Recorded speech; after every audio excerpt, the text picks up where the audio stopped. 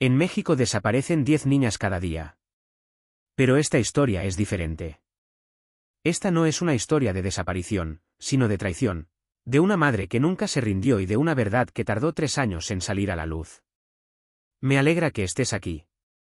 Si estás viendo este vídeo, dale like, suscríbete al canal y cuéntame en los comentarios desde dónde escuchas mi historia. Quiero saber hasta dónde ha llegado. Llegué a Guanajuato en una tarde de sol suave. La habitación del hotel que alquilé era pequeña, pero tenía un balcón diminuto que daba a una calle llena de gente que iba y venía. Arrastré mi maleta hasta un rincón y me quedé quieta un momento, mirando hacia afuera. Se escuchaban cantos callejeros a lo lejos, mezclados con las risas y las conversaciones de los turistas. Me dije a mí misma que este viaje era para sanar, para olvidar los días pesados en Querétaro, donde mi casa ya solo guardaba silencio y recuerdos dolorosos. Tomé mi bolso y salí del hotel. Caminé hasta una pequeña plaza con una fuente que murmuraba y bancos de piedra fresca. Me senté observando en silencio a un mimo que actuaba frente a la gente. Miré alrededor, buscando un poco de alegría en los rostros desconocidos. Pero mis ojos se detuvieron sin querer en un rincón, detrás de la fuente. Allí, una niña pequeña estaba acurrucada, abrazando con fuerza una muñeca de trapo vieja y rota a la que solo le quedaba un ojo. Era delgada, con los pies descalzos llenos de polvo y el cabello enredado y pegado por el sudor. No pedía dinero como otros niños. Solo se quedaba sentada en silencio, con los ojos grandes y tristes, mirando a la gente pasar. No sé por qué, pero esa imagen me apretó el corazón. Había algo en su postura, en la forma en que abrazaba a su muñeca, que me resultaba dolorosamente familiar. Una pareja pasó cerca y la mujer dejó caer, sin querer, un pedazo de galleta. La niña miró el trozo con los ojos brillantes pero llenos de duda. Dudó mucho tiempo, como si temiera que alguien la viera. Y luego se arrastró despacio, recogió la galleta, la sacudió con cuidado y la guardó en el bolsillo roto de su abrigo. Ese gesto fue como una aguja clavándose en mi pecho. No pude soportarlo más. Tiré el helado que estaba comiendo al bote de basura más cercano. Me levanté y caminé rápido hacia una panadería a pocos metros. Compré 2 croissants recién hechos, todavía tibios y fragantes, y una cajita de leche con chocolate. Regresé a la plaza y me acerqué a la niña. Me agaché tratando de suavizar mi voz. «Toma, pequeña». Ella se sobresaltó y levantó la cabeza para mirarme. Sus ojos eran grandes, negros y llenos de desconfianza, como los de un animalito asustado. Sonreí y empujé la bolsa de panecillos hacia ella. Pero cuando su mirada se cruzó con la mía, el tiempo pareció detenerse. En su párpado derecho había un pequeño lunar. Tan diminuto que había que mirar con atención para notarlo. Ese lunar era igual al de Miguel, mi hijo. Sentí que el aire se me atascaba en la garganta, como si alguien me apretara el pecho. Mi nieta estaba en Australia, viviendo una vida cómoda con sus padres. Eso me repetí. Pero mis manos temblaban al ofrecerle la bolsa otra vez. La niña dudó un momento y luego extendió su manita delgada para recibirla. Sus dedos pequeños y fríos tocaron los míos. Y entonces susurró algo que hizo que todo mi mundo se derrumbara. «Abuela, ¿eres tú de verdad?» Su voz era débil, temblorosa, pero tan clara que no podía fingir haber escuchado mal. Retiré mi mano de golpe, como si me hubiera quemado. Mi corazón latía con fuerza. Mi mente daba vueltas. Me puse de pie de inmediato. Retrocedí un paso y forcé una sonrisa torpe. «Te has equivocado, pequeña. Mi nieta está en Australia con sus padres». No me atreví a mirar más a los ojos de la niña. Esa mirada triste pero llena de esperanza parecía suplicarme que no me fuera. Me di la vuelta y caminé rápido, tratando de escapar de la sensación extraña que me oprimía el pecho. Me repetía que no podía ser mi nieta. ¿Cómo podría serlo? Pero la voz débil de la niña aún me perseguía, resonando a mis espaldas. «Abuela, no te vayas, abuela». Escuché sus pequeños pasos apresurados, el sonido de sus sandalias golpeando el suelo. Corría detrás de mí, su voz quebrada por el llanto.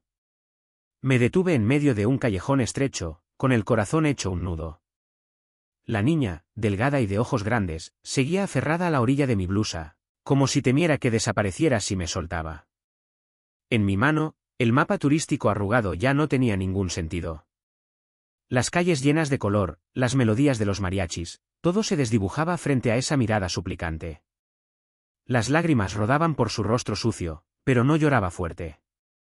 Solo sollozaba bajito, con la voz temblorosa. ¿De verdad no me reconoce, abuela? Soy yo. Sentí un dolor punzante en el pecho, como si alguien me apretara el corazón. Finalmente suspiré y me senté en el escalón de una tienda cerrada hace tiempo. La piedra fría bajo mis pies ya no importaba. Miré a la niña, tratando de mantener la voz suave. Está bien, pequeña. Dime por qué estás aquí sola. ¿Dónde están tus padres? La niña negó con la cabeza, su pequeña mano aferrándose a la mía, temerosa de que me levantara y me fuera. Las lágrimas volvieron a brotar, deslizándose por sus mejillas, pero trató de contenerlas mientras decía con voz débil. Si no me cree, la llevaré a ver a mi papá. Cuando lo vea, me creerá. Dudé. Una parte de mí quería huir, volver al hotel, cerrar la puerta y fingir que este encuentro nunca ocurrió. Pero la mirada de aquella niña, mezcla de esperanza y miedo, era como una cuerda invisible que me retenía. Asentí, dejando que me tomara de la mano y me guiara. Su mano estaba helada, tan delgada que podía sentir cada huesito. Me llevó lejos de las calles turísticas, llenas de risas y luces. Giramos hacia un sendero de tierra estrecho, escondido junto a un río que fluía perezoso por la ciudad. Un olor a humedad y basura me hizo fruncir el ceño. Pero la niña no pareció notarlo. Caminaba más rápido, como si temiera que cambiara de opinión. El camino nos condujo por un sendero donde la luz del sol desaparecía bajo la sombra de un viejo puente de concreto. Bajo el puente, el aire era pesado, húmedo y frío. Vi unas cajas de cartón extendidas sobre el suelo sucio, una manta raída, botellas de plástico vacías y un pequeño fogón apagado desde hacía mucho. No era un lugar para vivir. Y mucho menos para una niña. Se me encogió el corazón, pero antes de poder decir algo, la niña soltó mi mano y corrió hacia adelante. Papá, mira a quién traje. Su voz sonó clara, con un tono nervioso. Un hombre de espaldas a nosotras hurgaba entre un montón de chatarra. Llevaba una chaqueta rota y sus manos delgadas escogían latas y botellas para echarlas en un saco grande. Al oírla, gruñó con voz ronca. Natalia, ya te dije 1000 veces que no molestes a la gente. No se giró enseguida. Solo se incorporó lentamente, se limpió las manos en su pantalón vaquero desgastado y por fin se dio la vuelta. En ese momento, sentí que el tiempo se detenía. Aunque tenía el cabello despeinado y la barba descuidada cubría casi todo su rostro, aunque su cuerpo estaba tan delgado que parecía solo piel y huesos, lo reconocí de inmediato. Era Miguel. Mi único hijo. El bolso que llevaba en la mano cayó al suelo con un golpe seco. Me quedé inmóvil, sin poder pronunciar palabra. La boca se me secó, la cabeza me daba vueltas. No podía ser. Mi Miguel. Mi hijo fuerte, lleno de energía, el que solía reír a carcajadas en mi cocina cuando le preparaba su pozole favorito. Pero esos ojos cansados y enrojecidos seguían siendo los de mi hijo. Miguel me vio y vi claramente cómo su rostro cambiaba de color. Primero fue sorpresa, como si no creyera que realmente estaba allí. Luego miedo.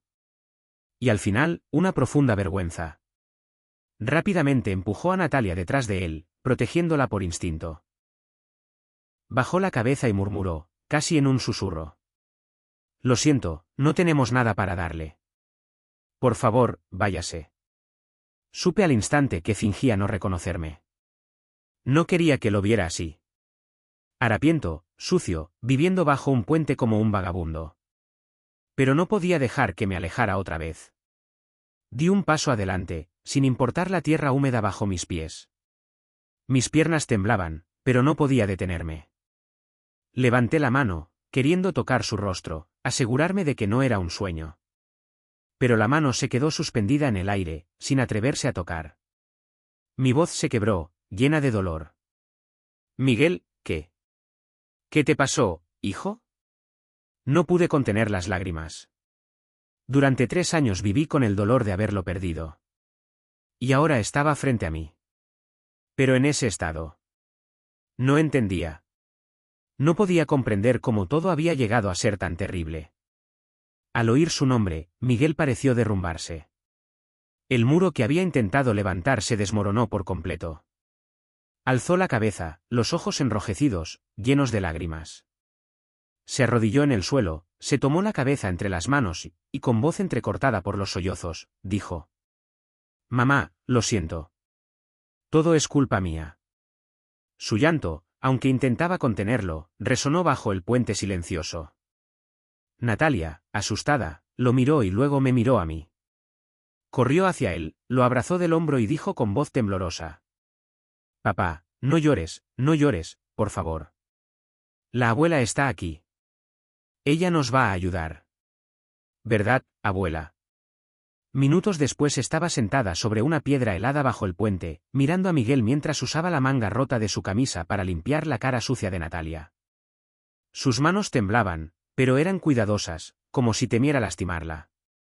Esa imagen me partió el corazón. Mi Miguel, el muchacho alto y fuerte, siempre sonriente como un rayo de sol, ahora era solo una sombra del hombre que fue. Delgado, agotado, cubierto de polvo. Su ropa rota y sucia, el cabello enmarañado y la barba espesa le daban un aspecto irreconocible. Solo sus ojos seguían siendo los mismos. Cansados, pero llenos de la bondad del hijo que crié durante 30 años. Natalia se acurrucó contra su padre, abrazando su muñeca rota, con los ojos grandes mirándome como pidiendo ayuda. Quise abrazarlos a los dos, protegerlos de ese lugar húmedo y frío. Pero el recuerdo del día fatídico de hace 3 años volvió a mí como una avalancha. Claro. Doloroso. Imposible de detener. Era una tarde de sábado. El cielo despejado y el sol suave. Estaba en mi pequeña cocina en Querétaro, moviendo el pozole que hervía en la olla. El plato favorito de Miguel. Desde niño, sonreía solo con olerlo. Pensaba en la cena de esa noche, cuando toda la familia estaría reunida otra vez, riendo y conversando como en los viejos tiempos. Natalia, que entonces tenía solo 3 años, seguramente se alegraría al ver su pequeño tazón lleno de cilantro. También había preparado un plato de limones y rábanos en rodajas, justo como a Miguel le gustaba. Pero entonces la puerta principal se abrió de golpe, con tanta fuerza que me sobresalté y casi se me cayó la cuchara de madera que tenía en la mano. Escuché pasos pesados, apresurados. Y luego apareció Miguel en la puerta de la cocina, seguido por Adriana, mi nuera. Tenía los ojos enrojecidos, como si hubiera estado llorando, pero reconocí enseguida la forma en que se aferraba a Miguel. Como una actriz interpretando a una víctima. Miguel lanzó las llaves del coche sobre la mesa del comedor, haciendo un ruido agudo que me hizo detenerme. Su rostro estaba tenso y sus ojos ardían de rabia.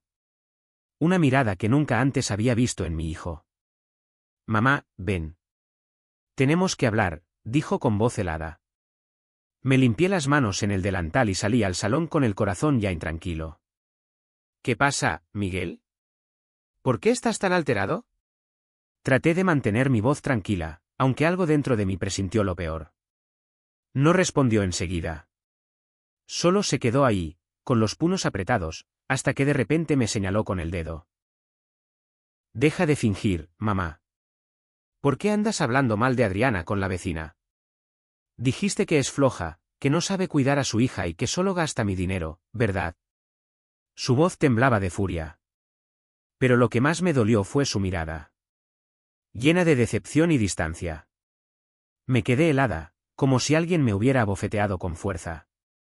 ¿Quién te dijo eso?, tartamudeé, tratando de recordar si había dicho algo a doña María, mi vecina. Sí, me había quejado alguna vez, pero solo como una madre preocupada por su hijo. Jamás dije que Adriana fuera perezosa, ni mucho menos que solo supiera gastar dinero. Antes de que pudiera explicarme, Adriana habló entre sollozos, pegándose a Miguel como una niña que busca protección. «Te lo dije, amor. No hagas esto más grande. Es solo que ya no puedo más. Esta mañana tu mamá no me dejó llevar a Natalia al parque. Dijo que era un gasto de gasolina inútil». Se secó las lágrimas, pero vi claramente el cálculo detrás de su mirada. Intenté mantener la calma, con la voz temblorosa. Solo dije que el tráfico los fines de semana es pesado, Adriana. No quise prohibirte nada. Pero Miguel me interrumpió bruscamente, como si yo fuera una mentirosa. Basta, mamá. Adriana ya me lo contó todo. Dices que su familia es pobre, que siempre la criticas, controlas mi dinero y hasta dijiste que darle dinero a mi esposa es de idiotas. Cada palabra era una puñalada en el pecho. No entendía cómo todo había llegado tan lejos. Solo quería lo mejor para mi hijo. Que él y Adriana vivieran en paz. Que Natalia creciera en un hogar feliz. Pero mis palabras ya no tenían peso. Miguel no escuchaba. Solo creía en las lágrimas de su esposa. Me acerqué, queriendo tomarle la mano, queriendo decirle que nunca quise hacerle daño.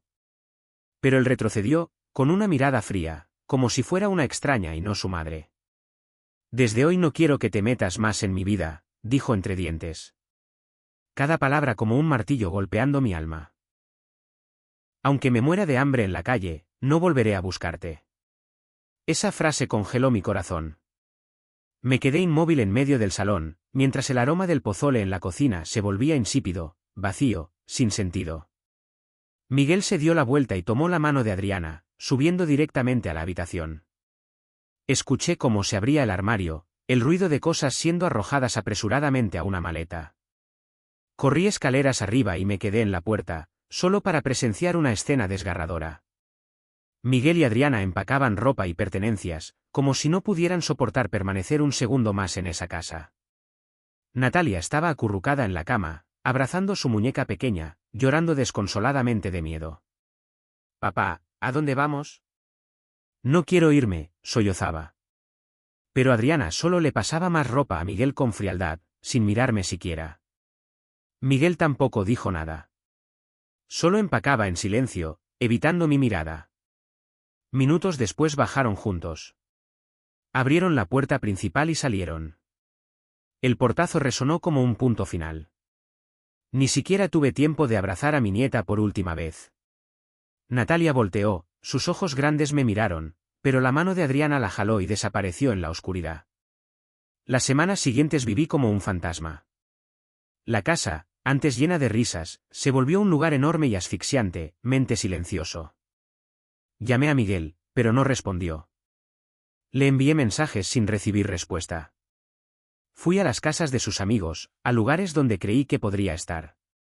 Pero nadie sabía nada. Cada día me hundía más en el dolor y la culpa. Me preguntaba qué había hecho mal. ¿Qué palabra o gesto lo había alejado tanto? Había noches en que me sentaba en la cocina, mirando el pozole ya frío que seguía cocinando por costumbre, con la esperanza de que algún día Miguel regresara. Hasta que una noche, el teléfono vibró. Un mensaje del número de Adriana apareció en la pantalla. Mis manos temblaban al abrirlo, esperando una explicación, una oportunidad para recomenzar. Pero el contenido fue como una última puñalada. No nos contactes más. Estamos tramitando para irnos a Australia. Miguel dice que no quiere tener una madre como tú. Olvídanos. Leí y releí cada palabra. Era un corte profundo. Caí al suelo. Las lágrimas caían sin control. Creí de verdad que había perdido a mi hijo para siempre. El olor húmedo del río cercano me golpeó, mezclado con el aire pesado y oscuro que me devolvía a la realidad. Natalia se aferró a mí, su pequeña mano agarrando con fuerza el borde de mi abrigo, como si temiera que desapareciera. Miguel estaba frente a mí, sus hombros delgados temblaban bajo una chaqueta vieja y rota. Lo miré a los ojos. Esos ojos que alguna vez brillaron con vida y esperanza, ahora solo mostraban cansancio y arrepentimiento. No podía soportar verlo así. Saqué de mi bolso una botella de agua y un croissant que había comprado para Natalia. «Come, hijo», dije con voz suave pero firme. «Natalia también te necesita fuerte». Miguel tomó el pan, su mano temblorosa, los dedos callosos cubiertos de polvo. Rompió un trozo pequeño y lo masticó con dificultad, como si hasta comer fuera una carga. Natalia lo miró preocupada y luego me susurró. «Abuela, a papá no le gusta el pan. Siempre dice que prefiere guardarlo para mí». Las palabras inocentes de la niña me atravesaron el corazón.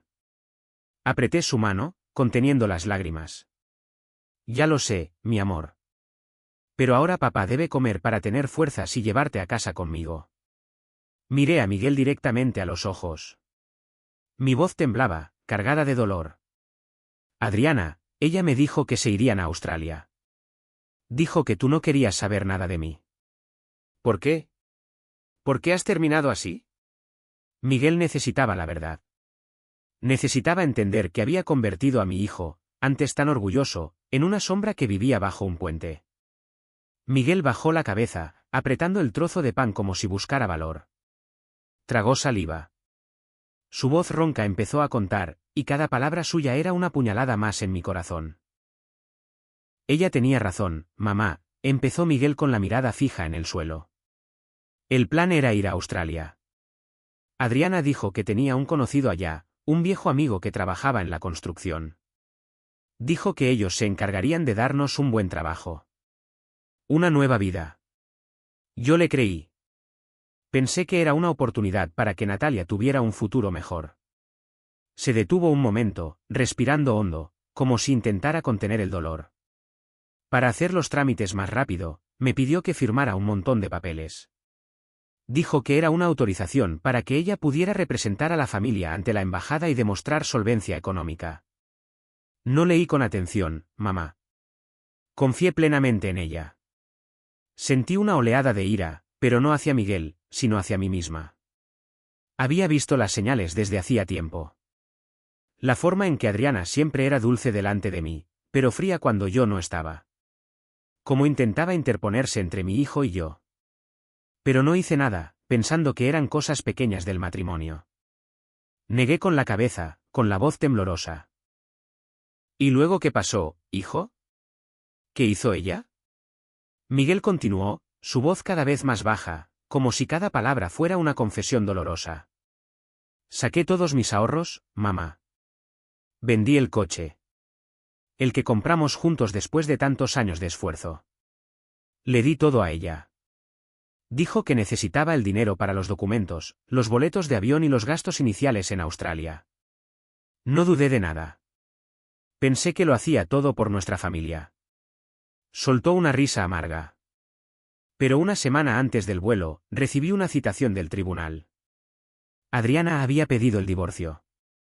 En la demanda decía que yo la maltrataba a ella y a Natalia. Me quedé helada.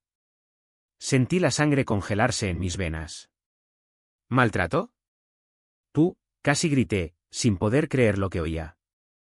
Miguel, mi hijo, el que siempre fue tan tierno con Natalia, el que jamás levantó la voz a nadie, ¿acusado de maltrato? Apreté la mano de Natalia con fuerza, como para protegerla de esas mentiras. ¿Cómo se atreve?, susurré con la voz quebrada por la rabia. Miguel negó con la cabeza, con los ojos enrojecidos. No tenía dinero para pagar un abogado, mamá. Todos los bienes estaban a su nombre por aquel papel de autorización. No me quedó nada. El juez falló a su favor. Yo seguía creyendo tontamente que era solo un trámite para poder irnos a Australia, porque eso fue lo que ella dijo. Pensé que lo hacía por alguna razón que después explicaría. Se detuvo, cubriéndose la cabeza con las manos, intentando alejar los recuerdos. Natalia se acurrucó en mis brazos y susurró. Papá no le pegó a mamá, abuela. Papá nunca le pegó. La abracé fuerte y las lágrimas comenzaron a caer. Lo sé, Natalia. Sé que tu papá es un buen hombre. Miré a Miguel con voz firme. Sigue, hijo. Quiero saberlo todo. Miguel respiró profundo, tratando de calmarse. El día del vuelo, ella seguía sonriendo. Nos llevó al aeropuerto y dijo que Natalia y yo esperáramos en las sillas mientras hacía el check-in y despachaba el equipaje. Llevaba todo el dinero en efectivo, los pasaportes de los tres y los boletos de avión. Me senté allí, abrazando a Natalia, esperando. 1 hora. 2 horas. Llamaron al vuelo por última vez. La llamé, pero su teléfono ya estaba apagado. Corrí al mostrador, casi fuera de mí. Me dijeron que su nombre figuraba en la lista de pasajeros y que el avión ya había despegado. Sentí un escalofrío recorrerme la espalda. La imagen de Miguel y Natalia sentados en el aeropuerto, confundidos y esperando mientras Adriana se había ido con todo, me hizo querer gritar. Ella los abandonó, dije, aunque ya sabía la respuesta. Miguel asintió, su voz temblaba. Al día siguiente, cuando estábamos en la terminal sin saber a dónde ir, ella me llamó desde un número desconocido. Se detuvo. Respiró hondo, como si necesitara reunir fuerzas para continuar. Se rió por teléfono, mamá. Una risa fría, como si disfrutara de mi dolor. Me dijo, ¿lo ves? Fuiste un idiota por confiar en mí y dudar de tu propia madre. Este es el precio de tu estupidez. No me busques nunca más. Al decir esto, Miguel no pudo contenerse. Se desplomó sobre mi hombro y rompió a llorar como un niño. Su llanto ahogado y lleno de dolor desgarró el silencio bajo el puente. Natalia también lloraba, abrazando a su padre con la voz temblorosa. Papá, no llores. Mamá no fue buena. Pero ahora tenemos a la abuela. Los abracé con fuerza. Las lágrimas me caían sin cesar. La rabia hacia Adriana me consumía como un fuego que quería arrasarlo todo. Pero más que eso, sentía una tristeza infinita por Miguel, mi hijo ingenuo, que había confiado en la persona equivocada y pagado con toda su vida. Me levanté y los hice ponerse de pie. Vamos, dije con firmeza, aunque por dentro seguía temblando. A casa, con mamá. No más puentes. No más basura. No más hambre. No permitiré que sufran un día más. Miguel dudó, sus ojos llenos de vergüenza. Mamá, no lo merezco. Terry. Dije cosas horribles. No puedo. Pero lo interrumpí, apretándole la mano. Eres mi hijo. Nada en este mundo puede cambiar eso. Vamos, Miguel. Ven conmigo. Llevé a los dos a la terminal de autobuses en Guanajuato, sosteniendo la mano de Natalia mientras Miguel caminaba detrás con la cabeza gacha, evitando las miradas ajenas. El lugar estaba lleno de gente. Los altavoces anunciaban salidas, las voces se mezclaban, pero yo no presté atención. Solo quería llevar a mi hijo y a mi nieta a casa, al lugar del que nunca deberían haber partido. Compré 3 boletos de autobús a Querétaro y elegí los asientos del fondo para que pudieran sentarse juntos, lejos de las miradas curiosas. Cuando el autobús arrancó, Natalia apoyó la cabeza en mis piernas. Sus ojos cansados se cerraron y su pequeña mano no soltaba mis dedos. Sentir esos deditos delgados, fríos pero aferrados con tanta fuerza, me partía el alma. Le acaricié el cabello despeinado, conteniendo las lágrimas. Miguel se sentó junto a mí, mirando en silencio por la ventana. Las luces de la calle iluminaban su rostro demacrado, resaltando las líneas de sufrimiento que 3 años atrás no existían. Sus ojos se veían agotados, pero sabía que trataba de esconder la tormenta interior. En el silencio del viaje nocturno, mientras el motor sonaba como una canción lejana, Miguel empezó a hablar con voz ronca, como si cada palabra le costara un esfuerzo enorme. Los primeros días fueron los peores, mamá, comenzó sin apartar la vista del vidrio oscuro. No tenía documentos. Adriana se los llevó todos. Mi identificación, el registro familiar, incluso el acta de nacimiento de Natalia. No podía alquilar un cuarto ni conseguir un trabajo decente. Lo escuchaba mientras acariciaba el cabello de Natalia, pero por dentro sentía que me ahogaba. La imagen de mi hijo, el mismo que antes conducía orgulloso el pequeño camión repartiendo dulces de la fábrica familiar, ahora vagando sin un solo papel, me rompía el corazón. ¿Qué hiciste para sobrevivir cada día? Le pregunté con voz temblorosa, aunque parte de mí temía escuchar la respuesta. Miguel respiró hondo, como si necesitara reunir valor. Fui a una obra en las afueras a pedir trabajo como ayudante. Pensé que al menos tenía salud, podía hacer trabajos pesados. Pero el encargado solo me miró de arriba a abajo y movió la mano. Si no tienes papeles, vete a otra parte. No quiero problemas. Me quedé ahí, en medio del polvo, sintiéndome invisible. Nadie me necesitaba. Nadie quería mirarme. Su voz se quebró y vi cómo le temblaban los hombros. Esa primera noche, Natalia y yo dormimos en un banco del parque. Hacía frío y ella abrazaba su muñeca vieja, la que su madre le dejó, temblando sin parar. A medianoche empezó a llover. Tuve que cargarla y correr a refugiarnos bajo el techo de una tienda cerrada. Ella lloraba llamando a su madre, y yo solo podía abrazarla más fuerte. Pero por dentro me sentía impotente. Me mordí los labios, conteniendo las lágrimas. La imagen de Natalia, mi nieta pequeña, temblando bajo la lluvia y llamando a su madre, me partía el alma.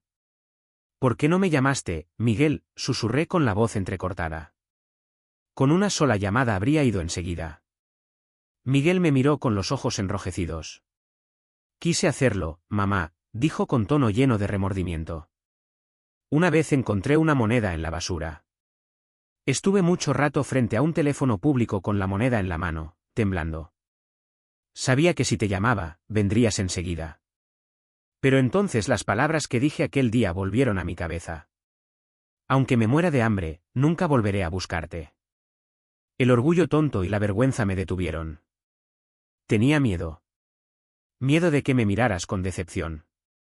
De que vieras en mí a un fracasado, alguien que no merece ser tu hijo. Le tomé la mano, áspera y llena de cicatrices. Esa mano que alguna vez fue suave, que solía sostener la cuchara conmigo mientras revolvía el pozole en la cocina. Ahora estaba dura y marcada. Yo nunca haría eso, susurré con la voz temblorosa. Eres mi hijo, Miguel. No importa lo que pase, siempre te amaré. Apreté su mano, queriendo transmitirle un poco de fuerza, un poco de fe en que todo estaría bien. Miguel bajó la cabeza y las lágrimas le rodaron por las mejillas. No lo merezco, mamá. Hice sufrir a Natalia.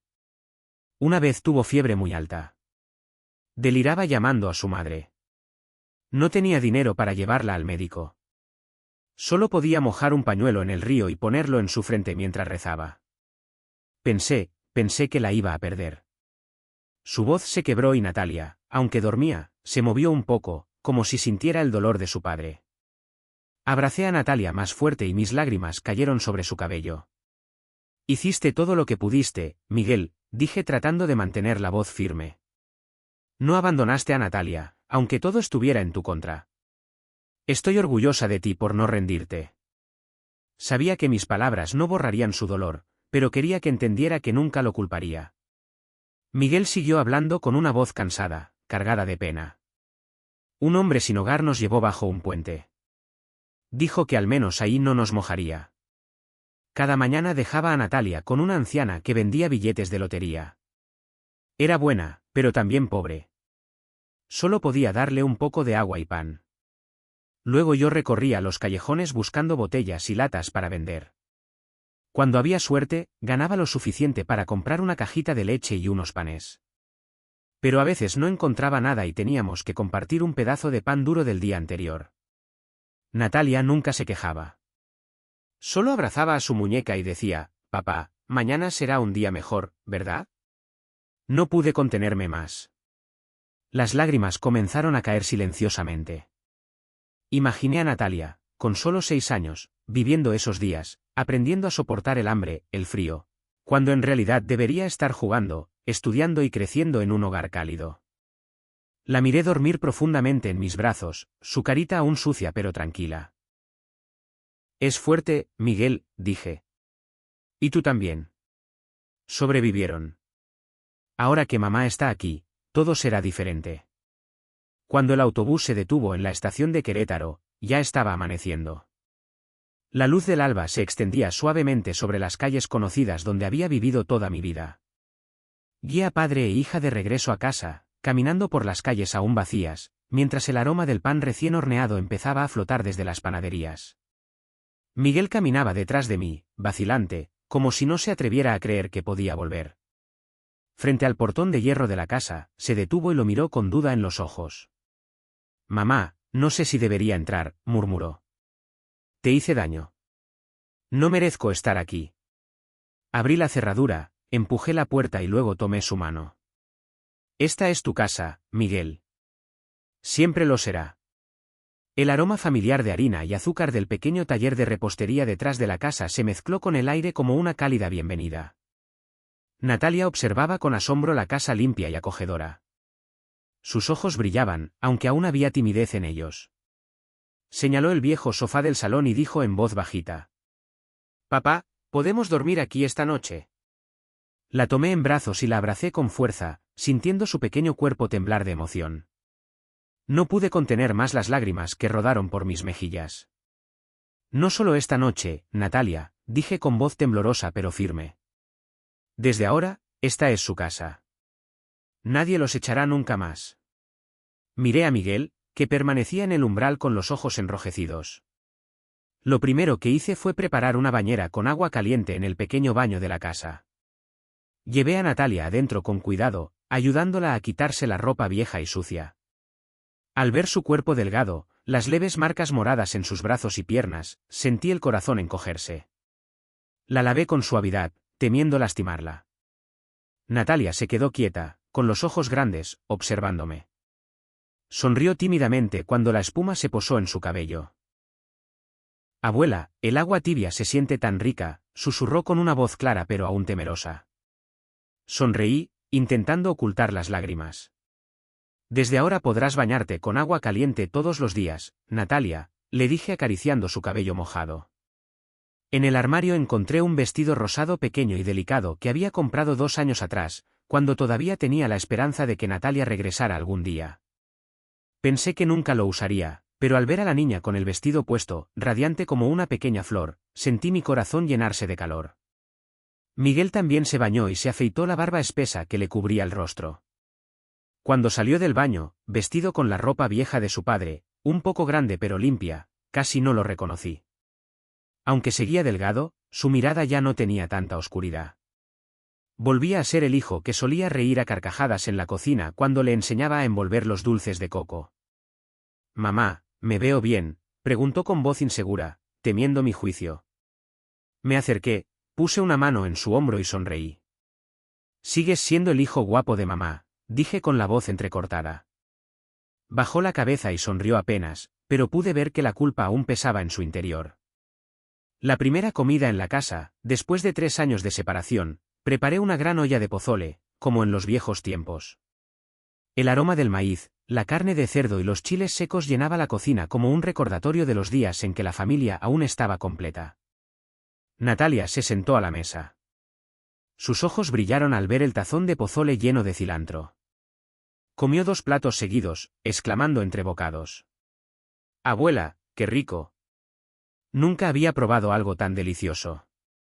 Sonreí y le acaricié el cabello, pero mi mirada se dirigió a Miguel. Comía en silencio, despacio, como si tratara de tragarse también los recuerdos dolorosos.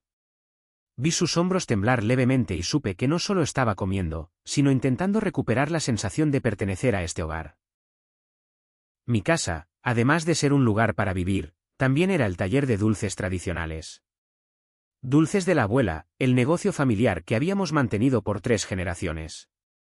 El aroma del caramelo, la cáscara de limón y el coco rallado siempre formaban parte de mi vida.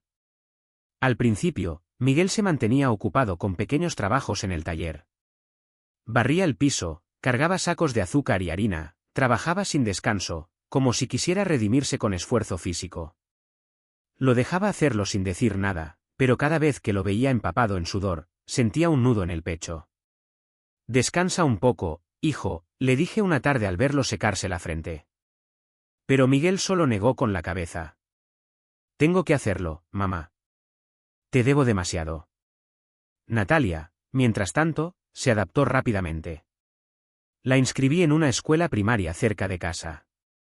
Era lista, despierta, y en pocas semanas ya alcanzó a sus compañeros. Cada tarde, cuando iba a recogerla, corría hacia mí, me abrazaba fuerte y empezaba a contarme emocionada sus historias del día. Abuela, hoy la maestra me felicitó por hacer el mejor dibujo del salón, decía mostrándome un dibujo torpe pero lleno de color. La risa de Natalia parecía devolverle la luz a la casa, disipando el silencio que la había cubierto durante 3 años. Un día, mientras luchaba con mi cuaderno de pedidos, tratando de calcular la cantidad de dulces para la próxima semana, los números bailaban ante mis ojos del cansancio. Miguel entró, me vio batallar con el cuaderno y dijo: «Déjamelo a mí, mamá. Tengo una manera más rápida de hacerlo». Me sorprendió, pero lo dejé intentar. Se sentó frente a mi vieja computadora y comenzó a explorar. En pocos días, Miguel había creado una página web sencilla para el taller. Tomó fotos de los dulces recién hechos y las subió a las redes con pequeñas historias sobre nuestras recetas familiares. Mamá, ahora la gente compra mucho por internet, me explicó con entusiasmo. Tenemos que ponernos al día. Miré a mi hijo y no pude evitar sentir orgullo. Mi Miguel, a pesar de todo el dolor que había vivido, seguía siendo inteligente y creativo. Los pedidos comenzaron a llegar. Al principio solo algunos desde la ciudad, pero poco a poco la buena fama se extendió.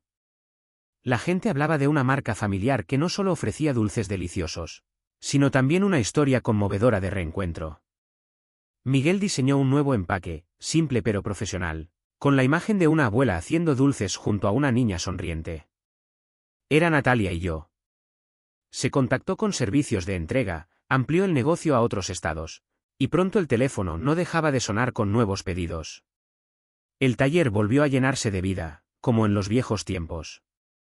Una noche tarde, cuando entré al taller, las luces aún estaban encendidas. Miguel estaba concentrado, empacando los últimos pedidos para entregarlos a la mañana siguiente. Levantó la mirada con el sudor cubriéndole la frente, pero en sus ojos brillaba un poco de vida. Le preparé una taza de chocolate caliente, como solía hacerlo cuando era niño, y la puse sobre la mesa. Descansa un poco, hijo, le dije suavemente. Miguel tomó la taza, inhaló profundamente y levantó la vista hacia mí. Mamá, no sé cómo agradecerte. Si no fuera por ti, Natalia y yo. Su voz se quebró y no terminó la frase. Puse mi mano sobre su hombro y sonreí. No necesitas decir nada. Con que tú y Natalia estén aquí conmigo, es suficiente. Sonrió. Una sonrisa verdadera. La primera en 3 años. En ese momento supe que las heridas del pasado comenzaban a sanar. Pero en el fondo aún sentía arrepentimiento. Ojalá hubiera dejado mi orgullo a un lado y hubiera buscado a Miguel antes. Tal vez él y Natalia no habrían tenido que soportar tantos años de dolor. Me prometí a mí misma que de ahora en adelante no permitiría que nadie ni nada volviera a dañar a esta familia. Nuestra vida, poco a poco, volvió a la normalidad. La pastelería prosperaba tanto que una empresa de Canadá nos contactó para discutir la importación de nuestros dulces de coco y de leche. Observaba a Miguel trabajar, negociar con los socios, gestionar los pedidos, y veía cómo recuperaba su confianza. Natalia también crecía cada día, convirtiéndose en una niña alegre que llenaba la casa de luz y risas. Pero una tarde soleada, cuando el taller estaba lleno de clientes entrando y saliendo, un taxi se detuvo frente al portón. El sonido de las ruedas sobre el pavimento me hizo levantar la cabeza con una sensación de inquietud. Una mujer bajó del auto, vestida con un vestido ajustado y unas gafas de sol que le cubrían casi todo el rostro. Miguel, que cargaba una caja hacia el camión, se detuvo en seco. Las manos le quedaron colgando a los lados. Natalia, que estaba sentada en el umbral leyendo un cómic, levantó la vista con los ojos muy abiertos. La mujer se quitó lentamente las gafas, revelando un rostro que nunca podría olvidar. Adriana. El fantasma del pasado había regresado. De pie frente a mi casa, con esa sonrisa helada que sabía que traería una nueva tormenta. El bullicio del taller se apagó de golpe, como si el mundo entero contuviera la respiración. Las risas y las voces de los clientes que elegían dulces de coco y de leche se detuvieron, reemplazadas por miradas curiosas hacia la entrada. Adriana estaba allí, frente al portón, con su vestido ajustado y las gafas oscuras que casi le cubrían la cara. Sonreía. Una sonrisa perfecta de actriz en el escenario. Pero yo veía claramente el hielo en sus ojos. Esa sonrisa no llegaba a ellos. No tenía calidez alguna. Era una máscara destinada a ocultar intenciones que yo sabía no serían buenas. Mi primera reacción fue salir y ponerme frente a Natalia, guiada por un instinto de protección. La niña, sentada en el umbral, dejó caer el cómic al suelo al mirar a la desconocida. Miguel, aún sosteniendo la caja, la dejó caer con un golpe seco. Se movió de inmediato, situándose delante de Natalia. El cuerpo tenso como una cuerda a punto de romperse. Podía sentir en cada uno de sus movimientos la mezcla de ira y miedo, como si Adriana fuera una bestia peligrosa capaz de dañar a la niña en cualquier momento. Natalia se acurrucó detrás de su padre, su manita pequeña aferrando con fuerza el dobladillo de la camisa de Miguel. «Papá, ¿quién es?», susurró la niña, inocente pero llena de desconcierto. Esa pregunta fue como un puñal en mi corazón. Natalia aún era demasiado pequeña para entender lo ocurrido, para recordar que la mujer que estaba frente a nosotros había sido su madre y que los había abandonado a ella y a Miguel en el aeropuerto hace 3 años. «Natalia, cariño», la voz de Adriana sonó dulce hasta lo falso, como una canción desafinada. Se arrodilló, abrió los brazos con lágrimas asomando en el rostro cuidadosamente maquillado. «Ven con mamá. Te he extrañado mucho». Una puesta en escena perfecta. Pero yo veía la calculación en cada uno de sus gestos. Natalia retrocedió, se pegó aún más a Miguel con los ojos muy abiertos de miedo. «Papá», murmuró la niña, la voz temblorosa. Di un paso adelante. Me puse entre Adriana y Natalia, mi voz fría como el hielo. «Este lugar no te da la bienvenida, Adriana». «Veré». Traté de mantener la calma, pero la ira en mi interior ardía como un fuego. Esa mujer le había quitado todo a Miguel. El dinero, el honor y hasta el futuro de Natalia. Y los había abandonado en lo más bajo de la sociedad. Y ahora se atrevía a volver, a hacerse pasar por una madre amorosa. Miguel tomó la palabra. Su voz ya no temblaba por miedo, sino que sonaba firme y cortante. «¿Qué quieres, Adriana? ¿Acaso no nos has causado ya suficiente sufrimiento?». Sentí el rencor en su voz, pero también un atisbo de dolor, como si la vieja herida aún no hubiera sanado. Adriana se incorporó, se sacudió el polvo del vestido caro y la sonrisa en sus labios se fue apagando. Echó un vistazo a los clientes curiosos que la observaban. Luego nos miró a nosotros con voz suave pero calculadora. «Solo quiero redimirme, Miguel. Quiero darle a Natalia una familia completa. Me equivoqué. Pero ahora quiero empezar de nuevo». Me reí con desprecio, incapaz de ocultar mi desdén. «¿Una familia completa? ¿Sabes siquiera cómo se escribe eso? Abandonaste a tu hija en el aeropuerto y la dejaste vivir bajo un puente durante 3 años. ¿Y ahora te atreves a hablar de familia? Lárgate de aquí ahora mismo». Mi voz resonó más afilada de lo que esperaba, y algunos clientes se sobresaltaron. No me importó. Solo quería que Adriana desapareciera. Proteger a Natalia y a Miguel de cualquier daño. Al ver que no seríamos fáciles de convencer, Adriana cambió de actitud. La sonrisa falsa desapareció y dejó paso a una mirada afilada. Su voz se volvió fría. «Muy bien, doña Elena. Si quiere hablar claro, hablaré. He vuelto para pelear por la custodia de Natalia». Se detuvo. Señaló la pastelería llena de clientes, donde en las repisas todavía olían las bandejas de dulces de coco y de leche. «Y este lugar debería ser mitad mío. Miguel, olvidaste que alguna vez fuimos esposos». Miguel casi se lanzó hacia ella, los puños apretados, el rostro enrojecido por la rabia. «No tienes derecho», gritó. Pero yo agarré su mano y lo detuve. Sabía que Adriana buscaba provocarnos. Quería que perdiéramos la calma delante de todos. La miré fijamente. Mi voz tranquila pero firme. «No vas a conseguir ni un centavo, y no te vas a acercar a mi nieta. Ahora vete, Adriana, antes de que llame a la policía». Adriana soltó una carcajada estridente, como si disfrutara del momento. «A ver qué puede hacer una vieja como usted», dijo con tono sarcástico. «Espere la citación del tribunal. Natalia es mi hija y voy a recuperar lo que es mío». Dicho esto, dio media vuelta, se puso las gafas de sol, subió a un taxi y se marchó, dejando un silencio opresivo en la pastelería. Los clientes, incómodos, pagaron apresuradamente y se marcharon, como si no quisieran verse involucrados en el drama que acababa de ocurrir. El taller de dulces, antes lleno de risas y conversaciones, ahora se sentía extrañamente vacío.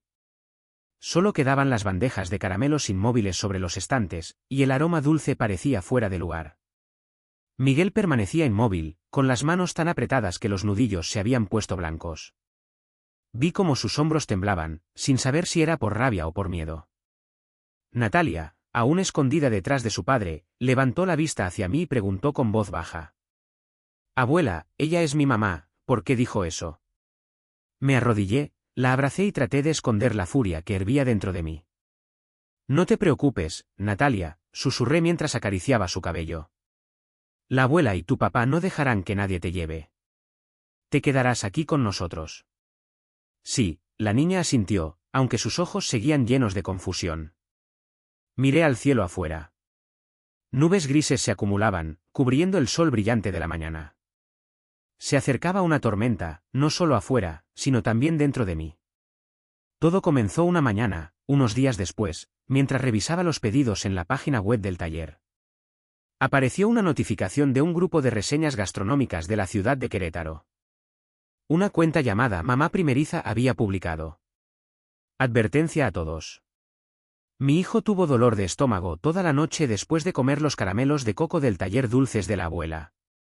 No sé qué ingredientes usan. La publicación venía acompañada de una foto de una caja de caramelos de coco con nuestro logo, tomada de manera descuidada, como si quisieran que se viera barata. Sentí que la sangre me hervía. Dulces de la abuela existía desde hacía 3 generaciones, siempre con ingredientes limpios, receta familiar, sin una sola queja. Eso no podía ser verdad. Antes de que pudiera responder, empezaron a aparecer montones de comentarios de cuentas desconocidas apoyando la publicación. Sí, yo también noté un sabor raro últimamente. Dicen que usan azúcar química para ahorrar costos. Compré una vez y nunca volví. Miguel, que estaba sentado a mi lado, miró la pantalla con el rostro pálido. De inmediato inició sesión en la cuenta del taller y escribió un comentario explicando que todos los ingredientes se verificaban cuidadosamente, que podíamos mostrar certificados de calidad. Pero su comentario fue rápidamente sepultado por una ola de críticas. Esas cuentas, como una manada de lobos, siguieron atacando y difundiendo mentiras sin ninguna prueba. El asunto escaló más rápido de lo que imaginé. Solo 2 días después apareció un vídeo en las redes sociales. Mostraba a una mujer joven, el rostro cubierto de lágrimas, sentada junto a la cama de un niño inconsciente con un suero conectado al brazo. La mujer sollozaba. Solo porque confié en una marca familiar, ahora mi hijo está hospitalizado por intoxicación alimentaria. Por favor, boicoteen ese taller cruel. Al lado de la cama, colocada de forma muy visible, había una caja de caramelos de coco con el logo de Dulces de la Abuela. Viendo el vídeo, sentí que alguien me apretaba el cuello. No había pruebas, ni nombre de hospital, ni documentos médicos. Pero el vídeo se difundió a una velocidad alarmante. Un portal sensacionalista local enseguida publicó el titular. La verdad detrás del taller de dulces familiar, ingredientes sucios y ganancias sin conciencia. El teléfono del taller empezó a sonar sin parar. Pero no era para hacer pedidos. Eran llamadas para cancelar, insultos furiosos e incluso amenazas. Hacen dulces para envenenar a la gente. ¡Maldita sea!, gritó una voz desconocida antes de colgar. Las tiendas socias, aquellas que antes vendían nuestros dulces con entusiasmo, llamaron para pedir suspender la colaboración. La empresa de Canadá con la que estábamos negociando la exportación también envió un correo anunciando que suspendería temporalmente el trato para investigar la calidad del producto. Cada llamada, cada correo, era como una puñalada en el corazón. Pero lo que más me dolía eran las miradas de los demás. La señora María, mi vecina de toda la vida, que solía venir cada día a pedirme cáscaras de limón para su té, ahora solo bajaba la cabeza y se apartaba cuando me veía. Una noche escuché un fuerte golpe afuera. Al salir, vi varios huevos podridos estrellados contra la puerta. El olor era insoportable. El taller que antes rebosaba de risas y conversaciones se volvió silencioso y frío. Las bandejas de dulces recién hechos, con ese aroma delicioso a coco y leche, reposaban intactas en los estantes sin nadie que las comprara. Natalia, aunque seguía yendo a la escuela, empezó a notar el cambio. Una tarde volvió a casa con los ojos enrojecidos. Me abrazó con fuerza y sollozó. Abuela, mis compañeros dicen que tus dulces enferman a la gente. ¿Es verdad? La abracé, tratando de esconder el temblor en mi voz. No, Natalia. Los dulces de tu abuela están hechos con todo mi corazón. Jamás harían daño a nadie. No te preocupes. Yo me encargaré de todo. Pero cuando asintió y se acurrucó en mis brazos, supe que acababa de prometer algo que no sabía si podría cumplir. Una noche, al apagar las luces del taller para cerrar, vi a Miguel sentado solo en un rincón, con la cabeza apoyada sobre la mesa, rodeado de cajas de dulces sin empacar. La luz del farol de la calle entraba débilmente por la ventana, iluminando su rostro demacrado. Me acerqué y puse una mano sobre su hombro. Miguel, ve a dormir, hijo. Ya es tarde. Levantó la cabeza, los ojos rojos por el insomnio, y con voz ronca dijo: Mamá, quizá deberíamos cerrar el taller. Le devolveré la mitad, como ella pidió. No quiero que tú ni Natalia sigan sufriendo por esto. Todo es culpa mía. Si no hubiera dejado que Adriana volviera, nada de esto habría pasado. Al oírlo, todo mi cansancio se desvaneció y sentí una llama de rabia y determinación encenderse dentro de mí. Me senté frente a él, tomé sus manos y las apreté con fuerza. Escúchame, Miguel, dije con voz firme. Nosotros no hicimos nada malo. Este taller es el alma de nuestra familia, de tu abuelo, de tu padre, y ahora tuya y mía. No dejaré que ese demonio lo destruya ni que se acerque a Natalia. Prefiero luchar hasta el final antes que rendirme. Miguel me miró, todavía con duda en los ojos, pero alcancé a ver un destello de esperanza. Mamá, no tienes miedo, murmuró como un niño pequeño. Sonreí, aunque por dentro estaba destrozada. Claro que tengo miedo, hijo. Pero me da más miedo perderte a ti y a Natalia. Ya te perdí una vez y no dejaré que pase otra vez. Me levanté, fui a mi habitación y abrí el viejo cofre de madera de mi esposo. Dentro había una libreta de contactos desgastada donde él guardaba los números de sus amigos más cercanos. Fui pasando las páginas con el corazón acelerado hasta encontrar un nombre. Don Rafael era un abogado jubilado que había ayudado a nuestra familia años atrás, cuando casi perdimos el taller por un problema de tierras. Marqué el número con las manos temblorosas. Del otro lado, una voz grave y familiar respondió. ¿Aló? ¿Quién habla? ¿Rafael? Soy yo, Elena, dije respirando hondo para mantener la voz firme. Necesito tu ayuda. Mi familia está en un gran problema. Le conté brevemente sobre Adriana, los rumores, la amenaza de quitarme la custodia de Natalia y de arruinar la pastelería. Don Rafael escuchó sin interrumpir y luego respondió. Elena, cálmese. Iré mañana. Resolveremos esto. Colgué el teléfono, sintiendo un poco de alivio, pero también sabía que esta batalla apenas comenzaba.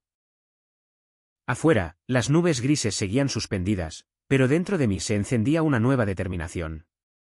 Protegería a mi familia cueste lo que cueste. A la mañana siguiente, don Rafael apareció en la puerta de mi casa, alto y con un traje gastado, pero aún con la presencia firme de un antiguo investigador. Su cabello estaba casi completamente canoso, pero su mirada aguda y su voz serena me transmitieron confianza. No venía solo. Lo acompañaba una mujer joven vestida con un traje de oficina elegante, el cabello negro recogido y una mirada inteligente y segura. Elena, esta es la abogada Lucía Herrera, presentó don Rafael con voz firme. Es mi colaboradora más confiable, especialista en casos complicados. Ella nos ayudará. Nos sentamos en la sala. En medio del ambiente sombrío de la pastelería Dulces de la Abuela, las bandejas de caramelo seguían intactas en los estantes, sin el bullicio de antes. Natalia estaba en la escuela y me sentía aliviada de que no presenciara esa tensión. Miguel y yo relatamos toda la historia desde aquel día fatídico, 3 años atrás, cuando Adriana abandonó a padre e hija, hasta los rumores malintencionados que ahora circulaban en Internet. Miguel, sentado a mi lado, apretaba las manos sobre las rodillas, con la voz llena de remordimiento al recordar sus errores. Yo hablé de Adriana, de cómo había aparecido en la puerta exigiendo la custodia de Natalia y una parte de la pastelería. Con cada palabra que decía, sentía la mezcla de rabia y miedo. Pero me obligué a mantener la calma para no angustiar más a Miguel. La abogada Lucía escuchó atentamente, tomando notas en un pequeño cuaderno. No interrumpió, solo asentía de vez en cuando, como si estuviera encajando piezas en su mente. Cuando terminamos, no mostró compasión, sino que hizo una pregunta directa. ¿Cuándo se divorciaron, señor Miguel, firmó algún otro acuerdo además del documento de cesión de bienes? Cualquier papel relacionado con la custodia o los bienes comunes. Miguel negó con la cabeza, con mirada desesperada. No lo recuerdo bien, señorita Lucía. Estaba en shock. Adriana me daba los papeles y yo solo firmaba. Solo quería que todo terminara rápido para que se llevara a Natalia a Australia, como prometió. Lucía asintió sin apartar la mirada de Miguel. Está bien. Lo primero es recuperar ese expediente de divorcio. Será la clave para definir los derechos legales de usted y de Natalia. Luego se volvió hacia mí con voz firme. Señora Elena, necesito que me entregue cualquier documento relacionado con la pastelería, la licencia comercial, los contratos con los proveedores y los certificados de calidad de los ingredientes. Demostraremos que los rumores sobre los dulces son falsos. Don Rafael habló con voz grave pero llena de determinación. En cuanto a Adriana, déjamelo a mí. Para crear una campaña de difamación de esa magnitud, no pudo hacerlo sola. Seguro que dejó rastros. Y los voy a encontrar. Dijo que tenía un conocido en el sector de telecomunicaciones que podía rastrear las cuentas de redes sociales, que difundieron los rumores. Esas cuentas no aparecieron de la nada, dijo. Vamos a encontrar su origen. También propuso investigar el hospital del vídeo viral, donde supuestamente el niño había sido envenenado por nuestros dulces. No creo que alguien como Adriana pudiera montar una historia perfecta sin dejar cabos sueltos, añadió con una chispa de confianza en los ojos. Sentí un pequeño rayo de esperanza encenderse dentro de mí. Don Rafael se puso manos a la obra de inmediato. Solo 2 días después, llamó por teléfono con voz entusiasmada. Elena, ya lo encontramos. Todas las cuentas de redes sociales que difundieron los rumores son cuentas falsas creadas hace menos de un mes. Operan desde las mismas direcciones IP, y una de ellas está registrada en un cibercafé de Guanajuato. Pedí que revisaran las cámaras de seguridad del lugar, y tal como imaginaba, Adriana aparece en las grabaciones usando una computadora justo en el momento en que se publicaron los mensajes. Apreté el teléfono, el corazón me latía con fuerza. Así que ella estaba detrás de todo, tal como sospechaba. Don Rafael continuó. También fui al hospital donde el niño del vídeo fue atendido. El niño sí estuvo hospitalizado, pero no por intoxicación alimentaria. Tiene asma y sufrió una crisis aguda. La madre del niño, una vieja amiga de Adriana, admitió que le ofrecieron dinero para participar en la farsa. Montaron la escena de llanto y colocaron la caja de dulces de tu marca para grabar el vídeo. Sentí una mezcla de ira y alivio. Ira por la crueldad de Adriana, pero alivio porque la verdad empezaba a salir a la luz. Mientras tanto, Lucía, la abogada, y yo fuimos al tribunal de Guanajuato, donde se había llevado a cabo el divorcio de Miguel y Adriana 3 años atrás. Obtener una copia de un expediente antiguo no fue tarea fácil, especialmente porque Adriana había hecho todo lo posible por ocultarlo. Pero gracias a los contactos de Lucía y su paciencia, logramos tener el expediente en nuestras manos. Tras una larga mañana, nos sentamos en una pequeña cafetería cerca del tribunal, hojeando cada página amarillenta del documento. El aroma del café no lograba aliviar mi tensión. Cada hoja era como un fragmento del pasado, recordando los días dolorosos que Miguel había sufrido.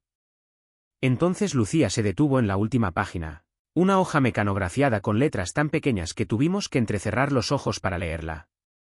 Me la acercó con la mirada brillante. Señora Elena, lea esto.